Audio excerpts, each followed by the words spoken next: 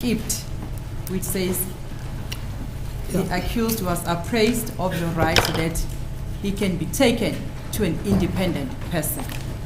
I'm talking about the independent person here. Yes. Yeah, my lord, it might not have come up as independent. As I said, it's a diary, but it is specific that I contacted an Mboto.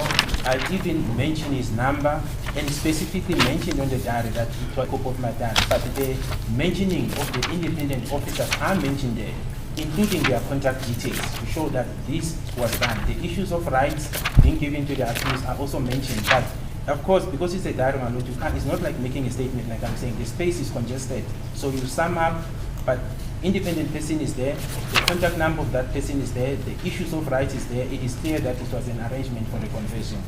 Uthi-ke ummeli le ndaba le yomuntu ozimele phecelezi independent person ayikho la ibhalwe khona la kwidari yakho. Ngiyibukile idayari yakho uma iphendula ubrigadier uthi yebo, ngoba la kwidayari ngangikade ngibhala ngamafuphi izinto ezikhulunyiwe, futhi ngibhalile nokuthi uzoyisiwa nangu kuphoyisa elithize, ngabhala namanamba wakhe ngoba ngangikade ngisonga la kwidayari. Akusukuthi bengibhala yonke into ngoba ispace sedayari sincane, kodwa kwi-statement ngiyathemba ukuthi kukhona la ngibhalile khona.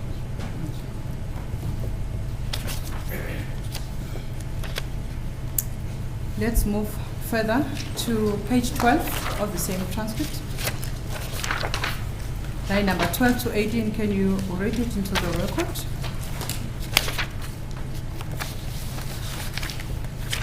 It's your word. It's your evidence. This is your evidence. Can you read it for the record? Which part? That's what I'm referring to. Page 12. Yes.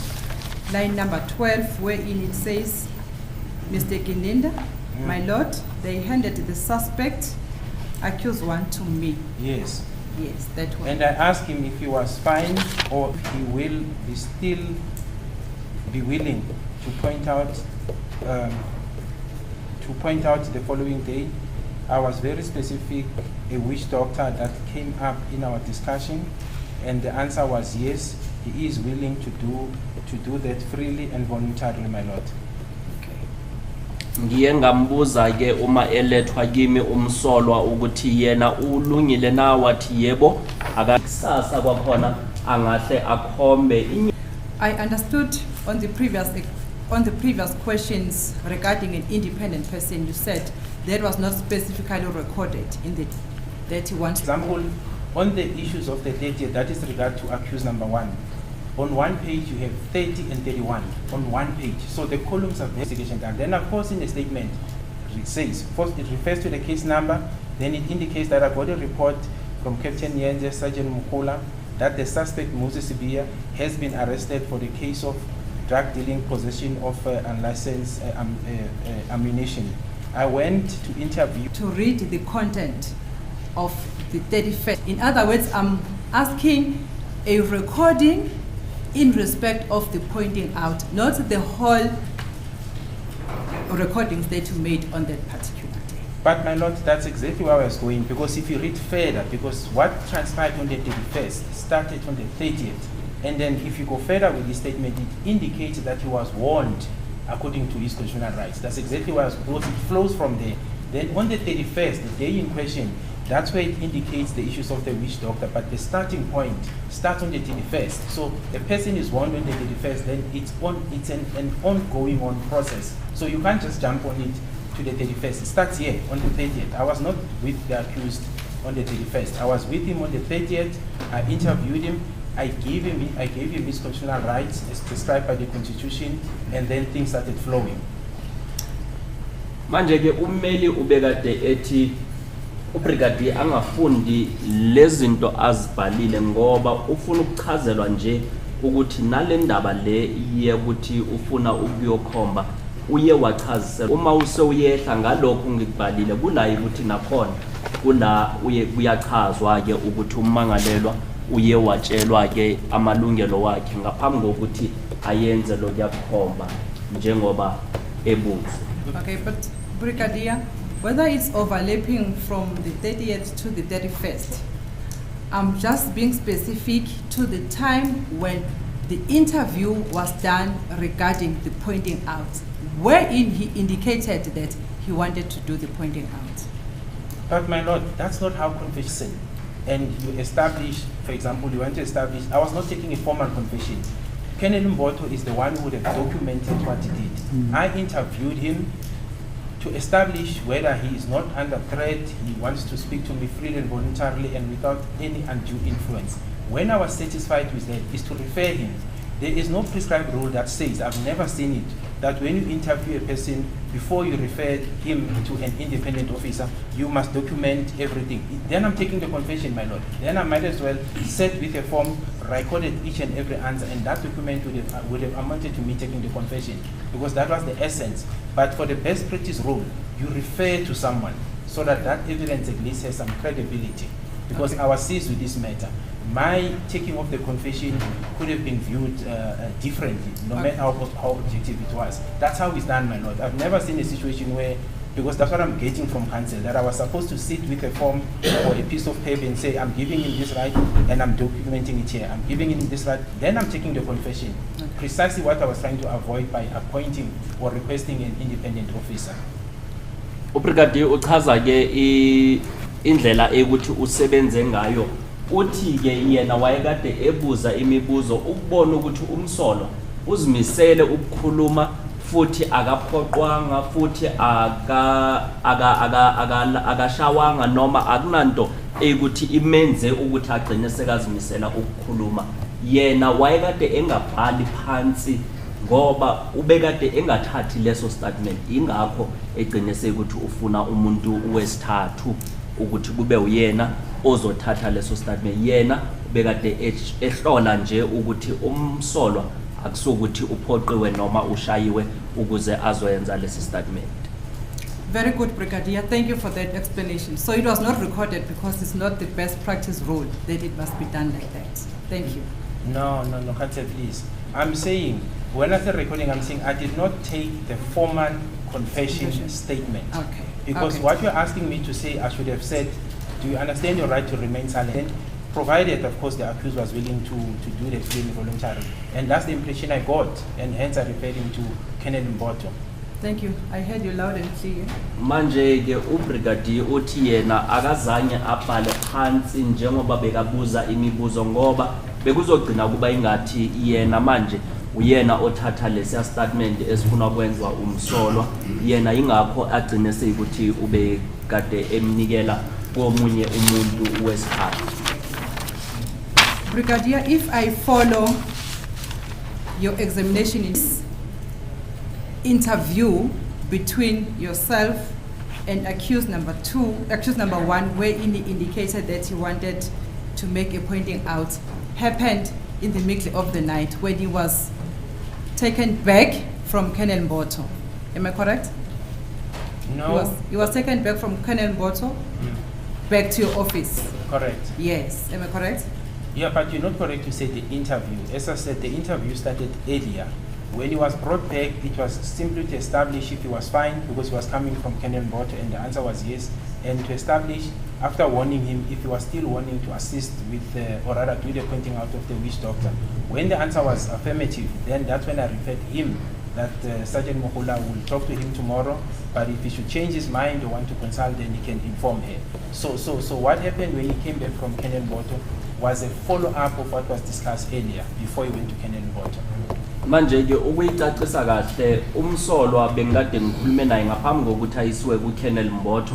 Uma ebuya ngingambuza nakhona futhi ukuthi ubekade esafuna na ukuqhubeka, ubekade esazimisele wathi yebo, ingakho ke ngingamtshela ukuthi uzoyisiwa ke ku Sergeant Umhola ukuze aqhubeke. Nakhona ngamcebisa ukuthi uma ingabe kusasa kwakhona uma ungasafuni ukuqhubeka ungasho bese ngizothola leyo mpendulo leyo. Okay. Let me try not to confuse you, Brigadier. I'll take you a little bit back to the same page, line number 2, so that maybe you can recall. Number 2, you testified in your examination in chief on the same page that so then after a few minutes, suppose maybe 10 to 15 minutes, they then arrived back. This is now Constable Munareng with this member as well as with accused number 1, my lord. So it means the accused is taken back to you. That's what I said, my lord. Yes, That's what I yes. said earlier. Ngisho njalo ukuthi umsolwa uye walethwa ebuyiswa kimi ebuyiswa umunareng nomunye lo bekasebenza naye. So what you are referring to, the suspect was brought back to you after the statement had been taken from Kennel Board. My lord, as I'm saying, the conversation of the witch doctor started earlier. The discussions when he was brought back, I think after midnight, was very short. It was, as I said, and I'm repeating it again, my lord, it was to establish if he was fine, which that the answer was affirmative, and whether it was already discussed earlier before he went to Kennel Board. Ingxoxo yenyanga ayiqalanga uma sekabuya ku Kennel Mbotha bese sesikhulumile ngayo ngaphambi kokuthi aye ku Kennel Mbotha yokuthi uthi ufuna ukuyokhomba lenyanga leyana. Uma ebuya bengisafuna ukwenza isiqiniseko sokuthi usazimisele na ukuthi ayokhomba leyanyanga le bekakhuluma ngayo ngaphambi kokuthi aye ku Kennel Mbotha. Okay, let's move further to page 13 of the same transcript, line number 21 to 24. Page 13. Page 13, yes, page 13. Yeah, but my page 13 ends at paragraph 20. My page 13 ends at 20. Yeah, that's line 20, which says was like, you know. That's line 20. Line number 21, line 22, 23, 24, 20. In the transcript that I have, I only have paragraph 20. I don't have 21. Is that what you want me to read? I don't have paragraph 21 yet. It's the line. Line 20. 20. Okay. Yes, So the should line I read 20. from line 20 downwards? Yes. Okay. Sorry about this. Okay, no, it's fine, concern. So was like, I meant paragraph 20, line number 20. I understand. It's Yes. concern. Was like, you know, when you want or when something has been taken off Okay, your sorry, can you start, sorry to disturb you, can you start a bit to, just to complete the sentence? Line 19, just above 20. He was looking better than when he was like, you know, when you want or when something has been taken off your shoulders. But other than that, my lord, there was no sign of fear, concern, or threats that I detected when I observed him. And I also did not see any visible injuries when I was talking to him, my lord. Okay. Thank you. Ubekade ebukeka engcono kufane nokuthi uke wabona umuntu uma kunomthwalo osukile emahlombe kuye kodwa bekungena mpawu noma izimpawu zokuthi ubekade ethukile noma enganelisekanga. Physically, by observing, yes, invisible injuries. Uye wamhlola na nokuthi ubekade elimele uthi ukumhlola mina ukumthinta angizange kodwa ngokumbona ngingambona ukuthi akukho la ukuthi ulimele khona. Okay. According to your knowledge, Brigadier, as the lead investigator, was the accused taken to the district station? Umsolwa uye aye ku Kennel Mbotho nangemva kokuthi abuye ku Kennel Mbotho uthi cha akazange ayisiwe. Do you see that if the accused was taken to a district surgeon, the doctor would have been a neutral person to examine accused number 1 and to confirm if there were any complaint of assault made by accused number 1. The doctor, meaning that by neutrality, I mean he was not part of the police if he was taken to the doctor. The doctor would have recorded the JAD. Yes, my lord. So I think one needs to look at the requirements of making a confession, and that it must be made freely, voluntarily, without any undue influence. Nowhere does it say a person must be taken to a district surgeon as a requirement. Now, I know other police officers take photos during the admission, but insofar as the requirement, you need to satisfy yourself that the person before you is willing to make this confession freely, voluntarily, without any undue influence, and he understands his constitutional rights. I was satisfied with that, my lord, when I referred him to Colonel Mboto. I do not think there's a provision that says he must be taken to a medical doctor before the confession is taken. Mhlawumbe uma singabheka ukuthi uthini umthetho, ngoba mina ngolwami ulwazi awukho umthetho othi umuntu ngaphambi kokuthi ayoyenza leso statement kwamele ayisiwe kudokotela ayomhlola bese nanyemva kokuthi asenze istatement bese uyabuyiselwa kudokotela ukuthi iyomhlola. Abanye bayenzi lokho, kodwa mina ngokwami ngiye ngambheka ngambona ukuthi umsolwa yena wayekade engenazo impawu zokulimala, naye ngambuza wathi akalimalanga akashawanga, kodwa abanye bayakwenza lokho, akusukuthi kwamele kwenziwe ukuya ngomthetho. And my lord, I believe the officers who were involved, beside the magistrate who were involved in the taking of these confessions are senior officers, my lord. If they detected assault or anything, I really doubt and do not believe that they would have proceeded with the taking down of these confessions, because that would have been the case with me.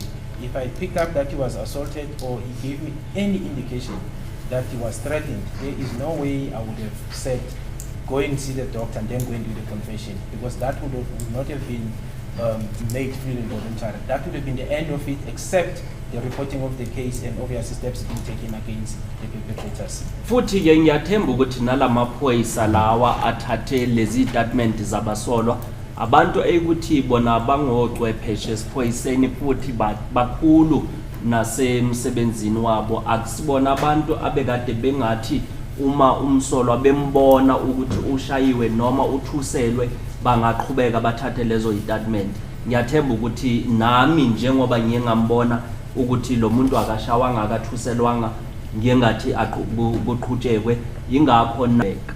Okay, so in other words, there was no need of taking the accused to the district surgeon because the statement was made to a senior officer. No, but that's not what I said, my lord. Oh. I think the last part counsel is referring to is the last part of my testimony. I started with the requirements of making a confession, and I articulated what is it that I understand to be the requirement, and that is a statement must be made freely, voluntarily, without any undue influence. I'm repeating it, I don't know how many times with due respect, my lord. And I said, accused must also be aware. I got they were willing to make the statements freely and voluntarily, my lord. And I said, which is also a repetition, there is no rule that says a medical doctor, accused must be taken to a medical doctor for examination before the requirements of taking a confession are met. I'm not aware of that, my lord. Ungizweka kuyiphoyisa eliphakeme nanga impawu okokuqala uma ngikhuluma naye nanoma ebuya angizibonanga impawu zokuthi ulimele noma uthuselwe. Okay, thank you, Brigadier, for that response. Let's move further to page 24 of the same. Yes, my lord, I'm there. Yes, it starts from line number 21, but I want to refer you to line number 25. Maybe you can just read the whole paragraph which says, Mr. Kininda, then my lord, on the 4th. On the 4th of June 2020, I approached the accused, approached the accused one in Valeria, warned him according to his word that he did not need an attorney as well, my lord. Yes. Mina ke ngalelo langa ngiye ngakhuluma nomsolwa ngambuza ukuthi usazimisele na ukuyokhomba indawo la kwenzakele isehlakalo, yena wathi yebo futhi akafuni ummeli. Appoint a legal representative. Recorded where, my lord, because I've said it's to defense has a summary. It's indicated there. Ngako lokho futhi akubhalwanga phansi ukuthi umsolwa uthe yena akafuni ummeli, uthi bengingabhala phansi kuphi futhi kwi-statement zami ke kulayi kulesiya statement esibizwa i-warning statement kulayi ukuthi angizange ngisebenzise. Thank you. Let's go down further on the same page, page 25, line number 20, 21, 22, 23, 24, 25. It goes up to the following, page 26, line number 1, 2, and 3. My Lord, so it reads as follows, my Lord. It says, my Lord, after getting there until I got to Lieutenant Colonel Hadebe, who was prepared to assist with the pointing out. My Lord, Lieutenant Colonel Hadebe said he can assist the following day, which is the 5th of June 2020, and he requested that accused one should be detained at Alberton Estate. Ngikhulume naye umsiza kodwa uzosiza ngelanga elilandelelayo yena waqhubeka wacela ukuthi umsolwa wokuqala abekwe esiphoyiseni sase Alberton kulayi ukuthi yena uzoza azomlanda khona la. Brigadier, at what time did you make this call? If you can recall, if you can't recall, just. I think it would have been during the day, my Lord. I can't really be precise with the time, but I know that it would have been during the day. Loliya cingo ulishaye ngobani isikhathi uthi nangokho ngeke ngikhumbule isikhathi kodwa ngiyacabanga ukuthi bekade kusemini. Were there any persons that you were with when you were making this call to Colonel Hadebe? No, I don't recall, my Lord. What I know is that I spoke to him because I even documented the cell number he was using that time in 2020 where I reached him. Bekunabantu na abewukade unabo ngalesikhathi ushaya lolo cingo uthi angikhumbuli lokho kodwa ngibhalile inombolo yakhe yocingo le bekade eyisebenzisa ngalo nyaka. When you were requesting him to make the pointing out? What type of recordings, my Lord? Perhaps Council can clarify. It's recorded. I have it in my diary, and it's recorded in statements to say there was such a discussion. I'm not sure what more Council is asking me, my Lord. I think you were using telephone. Am I correct? Yes, I was, my Lord. Uthi ke sine record la ukuthi wena wawukade ukhuluma nabo labo bantu uyabuza ubrigadier ukuthi mhlawumbe mawungangicacisela ukhuluma ngayiphi irecord uthi ummeli ngokade usebenzisa ucingwa ngisho uthi yena. Yes, then I'm referring to that conversation, Brigadier.